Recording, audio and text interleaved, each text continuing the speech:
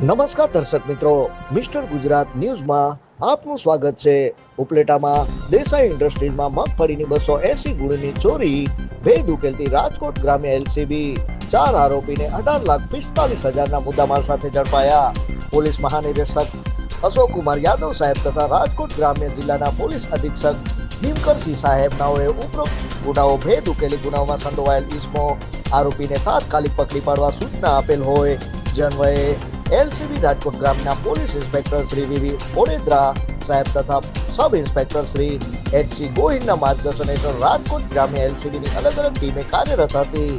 તે દરમિયાન એએસઆઈ શક્તિસિંહ જાડેજા, વિજયસિંહ જાડેજા તથા police head constable Kaushikbhai Joshi તથા અરવિંદસિંહ જાડેજાને મળેલ સંયુક્ત હકીકત આધારે આ કામે આરોપીને ગુનામાં ઉપયોગમાં લીધેલ વાહનની એજીયુ કોપ તથા પોકેટ કોપથી ઓળખ કરી આરોપીએ મગફળી વેચાણ કરી મેળવેલ રોકડ રકમ સહિત કુલ 18,45,000ના મુદ્દામાલ સાથે પકડી પાડી આગળની કાર્યવાહી શરૂ ઉપલેટા પોલીસ સ્ટેશન ખાતે સોંપી આપી કાયદેસરની કાર્યવાહી કરેલ.